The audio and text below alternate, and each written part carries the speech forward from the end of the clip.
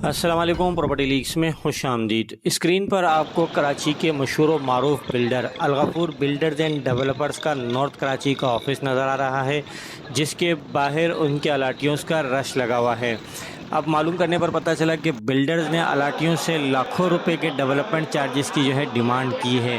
पहले आप ये वीडियोस देखें कि इसमें अलाटीज़ क्या कहते हैं, फिर मैं आपको मुकम्मल इसकी मालूमात देने की कोशिश करूँगा कि आप किस तरह इन गैर कानूनी डेवलपमेंट चार्जेस से अपना तहफ़्फ़ुज़ कर सकते हैं। 13 फ्लोर का फ्लैट बुक किया है मैंने। हमें कह दिया डेवलपमेंट चार्जेस आप पे करें 1 महीने के अंदर 17 लाख रुपए, 3 कमरों का फ्लैट।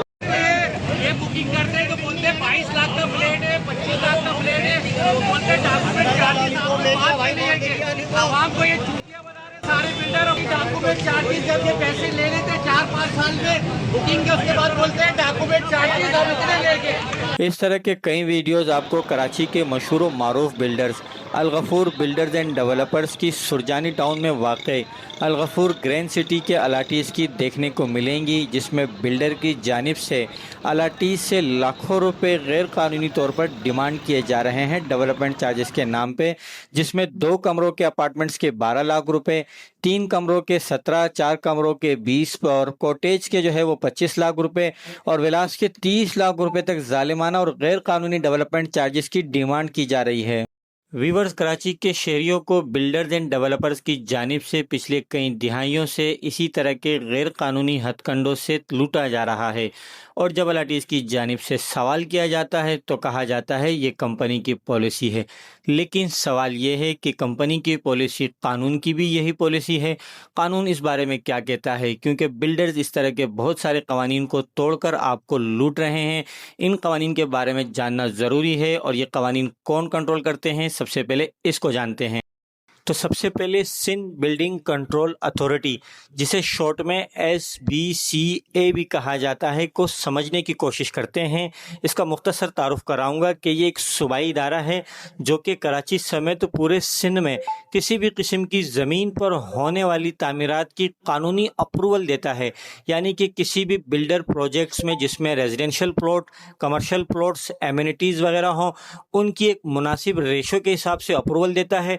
इसी तरह उन प्लॉट्स पर, यानी रेजिडेंशियल प्लॉट्स पर घर की, कमर्शियल प्लॉट्स पर वो कमर्शियल अपार्टमेंट्स वगैरह, फ्लैट्स वगैरह की, और एमिनिटीज़ प्लॉट पर वो स्कूल, मस्जिद या इसी तरह की दूसरी जो बिल्डिंग्स हैं उनकी अप्रूवल देता है। तो SBCA ने इन तमाम किस्म की कंस्ट्रक्शन को कंट्रोल करने के लिए मुख्तलिफ कवानीन बनाए, जो कि आपको SBCA की ऑफिशियल वेबसाइट से मिल सकते हैं। यहाँ पर आकर आप इन कवानीन को डाउनलोड कर सकते हैं। यहाँ पर आपको सिंध बिल्डिंग कंट्रोल ऑर्डिनेंस 1979 मिलेगा, जिसमें इस इदारे के दायरे इख्तियार और इस इदारे को क्या काम करना है का तयन किया गया है।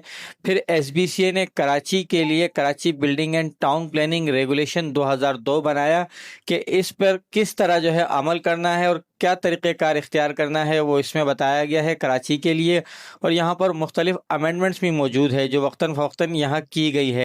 PDF के अलावा आप इसे किताब की शक्ल में भी ख़रीद सकते हैं, Karachi building and town planning regulation 2002, और कोशिश कीजिएगा कि इसकी जो अमेंडमेंट्स है वो इसमें अपडेट्स हो, यानी 2024-25 की जो एडिशन है वो ख़रीदें। इन कवानीन को तकरीबन 25 के करीब चैप्टर में तकसीम किया गया है। पहले चैप्टर की अगर हम बात करें तो इसकी जुरिडिक्शन, इसके पावर्स वगैरह की बात की गई है। दूसरे चैप्टर की बात करें तो इसमें इस्तेमाल होने वाले जो वर्ड्स हैं, इस्लाहात हैं, उनकी डेफिनेशन बयान की गई है। और तीसरे चैप्टर में वो इसमें परमिट और प्रोसीजर्स बताए गए हैं बिल्डिंग्स के और लैंड टाउन प्लानिंग के। इसी तरह चौथा जो चैप्टर है वो लाइसेंसिंग ऑफ प्रोफेशनल की वजाहत करता है, जिसमें आर्किटेक्चर, इंजीनियर्स और टाउन प्लानिंग की क्वालिफ़िकेशन, इनकी हदूद और इनके इख्तियारात का तयन करता है। पांचवा जो चैप्टर है ये मेन चैप्टर है। यही सेल प्रोजेक्ट के हवाले से हमें वो तमाम कवानीन बताता है जिसमें अलाटीज़ अपने मुफादात का तहफ़्फ़ुज़ कर सकते हैं, और इसी के ऊपर हम बात करेंगे। क्योंकि अगर मैं एक एक चैप्टर की ही सिर्फ डेफिनेशन देने लगूँ तो तकरीबन ये वीडियो कई घंटों पर मुश्तमिल हो जाएगी। ये बहुत ही ज़्यादा वसी कवानीन है, 400 सफ़ात पर मुश्तमिल कवानीन है ये। अब हम सिर्फ चैप्टर 5 जो पब्लिक सेल प्रोजेक्ट के हवाले से बात करता है उसकी सिर्फ अहम क्लोज को समझने की कोशिश करेंगे। यहाँ पर क्लोज 5(1) में लिखा हुआ है कि सिर्फ वो बिल्डिंग है जिसमें रेजिडेंशियल, कमर्शियल और एमिनिटीज़ की सहूलत हो और वो फॉर सेल के लिए बनाई जा रही हो, सिर्फ वही बिल्डिंगें एनओसी फॉर सेल हासिल कर सकती है। तो यहाँ एक वजाहत करता चलूँ कि पोर्शन इसीलिए गैर कानूनी है कि उसमें एमिनिटीज़ नहीं होती और उनकी एनओसी फॉर सेल नहीं होती। अब आगे क्लोज में लिखा हुआ है कि एनओसी सिर्फ उसी शख्स को जारी की जाएगी जिसके नाम पे ज़मीन हो या वो पार्टनर हो या उसके नाम पर रजिस्टर्ड पावर हो और उसने बिल्डिंग की तामीर के लिए कॉन्ट्रैक्टर से बाकायदा एग्रीमेंट किया हुआ हो। क्लोज 5(1)(3) में लिखा हुआ है कि बिल्डर, आर्किटेक्चर और इंजीनियर बाकायदा हल्फनामा जमा कराएंगे कि वो बिल्डिंग की तामीर एसबीसीए के अप्रूवल के मुताबिक करेंगे, उसमें कोई गैर कानूनी तामीर नहीं करेंगे। इसी तरह बिल्डर जो है वो कॉस्ट ऑफ लैंड यानी ज़मीन की कीमत और उसके ऊपर होने वाली तामीराती कीमत का भी जो है फॉर्म एसबीसीए के मुताबिक जमा करवाएंगे। और अगर एसबीसीए को लगा कि ये तामीराती कीमत गैर हकीकी है तो फिर एसबीसीए बिल्डर से बिल ऑफ क्वांटिटीज़ भी जो है रिक्वायर्ड कर सकती है, ताकि बिल्डर का जो प्रॉफिट है वो इसमें जमा करके एक मुनासिब कीमत मुकर्रर की जाए। अब देखा जाए तो बिल्डर यहाँ पर असल कॉस्ट से 15 से 20% ज़ायद पर भी जो है वो आसानी से अप्रूवल करवा सकता है। क्लोज 5(1)(6) में ये लिखा हुआ है कि बिल्डर जो है वो अपने प्रोजेक्ट की टोटल कॉस्ट का 1% एज अ सिक्योरिटी डिपॉजिट आबाद के पास जमा करवाएगा और आबाद ये गारंटी देगा कि बिल्डर जो है तो वो एसबीसीए के जो अप्रूव्ड डेट है कंप्लीशन उसके मुताबिक बिल्डिंग की तामीर मुकम्मल करेगा और फिर उसके तकरीबन 1 साल तक उसकी मेंटेनेंस को बरकरार रखेगा। अगर बिल्डर ये करने में नाकाम हो जाता है तो आबाद जो है वो 1% सिक्योरिटी डिपॉजिट एसबीसीए को देगा। आगे क्लोज 5(1)(6) में जो सिक्योरिटी डिपॉजिट है उसके इस्तेमाल के तरीक़ेकार को बताया गया है कि अगर बिल्डर की जानिब से मंजूर शुदा प्लान के मुताबिक तामीरात नहीं की जाती, यानी अगर कोई लिफ्ट वगैरह है या फायर फाइटिंग सिस्टम है, टैंक्स वगैरह है या जो 12 महीने तक मेंटेनेंस है उसको बिल्डर नहीं करता है तो फिर एसबीसीए जो है उस 1% सिक्योरिटी डिपॉजिट से जो है उसकी तामीरात करेगा। आगे की क्लोज में मज़ीद वजाहत की गई है कि अगर बिल्डिंग में किसी भी किस्म की ख़राबी या किसी भी किस्म की खिलाफ वर्जी पाई गई तो ये बिल्डर की ज़िम्मेदारी है कि वो अपनी ज़िम्मेदारी और अपनी लागत पर जो है इसको पूरा करे। सिर्फ इस 1% सिक्योरिटी डिपॉजिट से बिल्डर की ज़िम्मेदारियां ख़त्म नहीं हो जाती और अगर बिल्डर जो है इसके अलावा दूसरे बायलॉज की भी खिलाफ वर्जियाँ करता है तो अथॉरिटी को ये इख्तियार है कि वो इसके ख़िलाफ़ मज़ीद कानूनी कार्रवाई करेगा।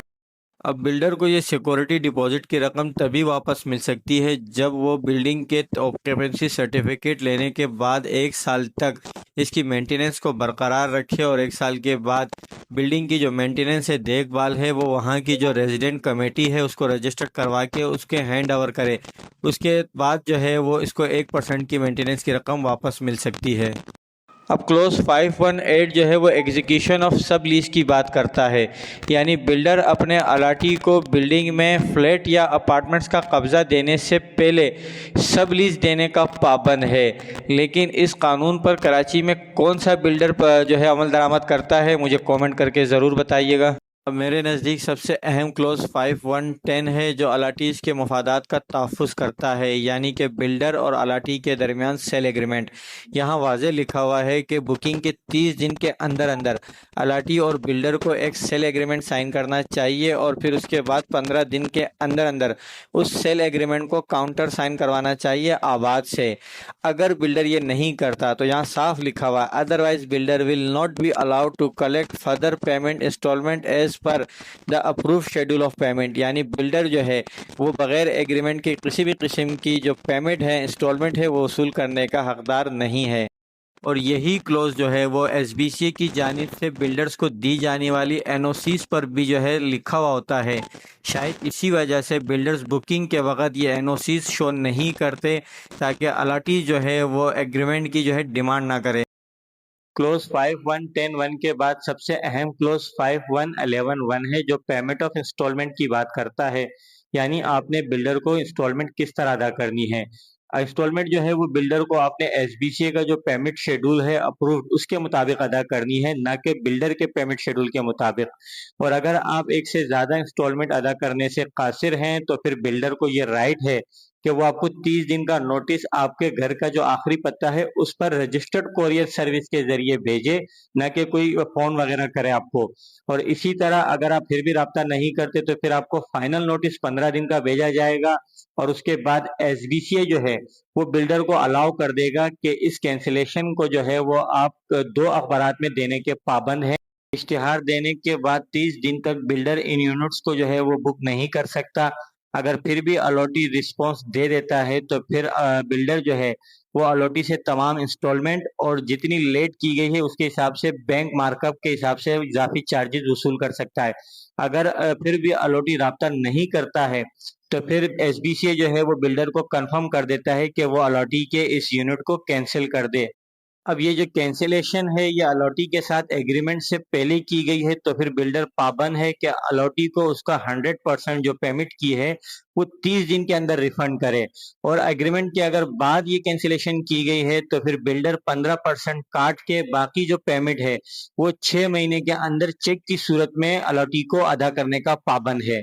तो इस तरह इस क्लोज से प्लॉट फ्लैट अपार्टमेंट्स वगैरह की जो कैंसिलेशन है वो भी आप समझ गए होंगे कि कानूनन वो किस तरह की जाती है। अब 5130 जो है ये भी बहुत अहम क्लोज है, जिसमें डॉक्यूमेंटेशन, कनेक्शन और मीटर चार्जेस के हवाले से बात की गई है। यानी सब लीज के जो चार्जेस हैं और जो एक्सटर्नल सर्विस कनेक्शन है जिसमें गैस है, बिजली है, सेवरेज है, पानी की लाइन वगैरह है, यहाँ पर भी लिखा हुआ है कि clearly mention in schedule of payment, यानी कि वो शेड्यूल ऑफ पेमेंट और उस एग्रीमेंट में जो बिल्डर के साथ आप बुकिंग के वक्त करते हैं उसमें साफ तौर पे ये क्लियर होना चाहिए, मेंशन होना चाहिए और उसी के मुताबिक आपने पेमेंट करनी है। अगर एग्रीमेंट में, शेड्यूल ऑफ पेमेंट में ये चीज़ें नहीं हैं तो फिर आपने बिल्डर को किसी किस्म की पेमेंट नहीं करनी है। और ये पेमेंट भी जो है आप बजरिए बैंक करेंगे, आपको बिल्डर आपको चालान बना के देगा इन आउटर डेवलपमेंट चार्जेस का, और आपने फिर बजरिए चेक जो है वो बैंक के थ्रू बिल्डर को पेमेंट करनी है। इससे आपकी सेफ साइड रहेगी। चैप्टर 5 के आखिरी क्लोज में बताया गया है कि अलाटी और बिल्डर के दरमियान डिस्प्यूट की सूरत में केस जो है वो अथॉरिटी यानी कि एसबीसीए को रेफर किया जाएगा, और एसबीसीए इस कंप्लेन को बिल्डर और अलाटी के दरमियान जो एग्रीमेंट एग्जीक्यूट किया गया होगा उसके मुताबिक और एसबीसीए की जानिब से बिल्डर को जो एनओसी जारी की गई हैं उसकी टर्म एंड कंडीशन के हिसाब से हल करेगा। अलाटी और बिल्डर जो है वो बायनी रजामंदी से भी अपने मामलात हल कर सकते हैं। और अगर शिकायत ज़्यादा हो तो फिर इसके लिए एक पब्लिक हेयरिंग कमेटी जो है वो बनाई जा सकती है, जिसमें एसबीसीए के माहिरीन, आबाद के माहिरीन और कानूनदान जो है वो इस मसले को हल कर सकते हैं। ये पब्लिक सेल प्रोजेक्ट के हवाले से कुछ अहम क्लोज थे, जिसमें कहीं भी ये नहीं लिखा हुआ कि बिल्डर जो है वो अपनी मनमानी मर्जी से लाखों रुपए के डेवलपमेंट चार्जेस वसूल कर सकता है, बल्कि जो पेमेंट शेड्यूल एसबीसीए की जानिब से जारी किया गया है उसी के मुताबिक वो डिमांड कर सकता है अगर उसने अलाटी के साथ एग्रीमेंट किया है। और अगर एग्रीमेंट नहीं किया है तो फिर बिल्डर का ये राइट नहीं है कि वो इस तरह की मजीद जो डेवलपमेंट चार्जेज है वो वसूल करे। वीडियोस में बताए गए कवानीन में से आपके बिल्डर ने कौन से कवानीन को फॉलो किया है कमेंट में ज़रूर बताइएगा, और रियल इस्टेट के हवाले से इस तरह की मजीद मालूमाती वीडियोज़ के लिए मेरे चैनल को सब्सक्राइब कीजिए। वीडियो देखने का शुक्रिया। अल्लाह।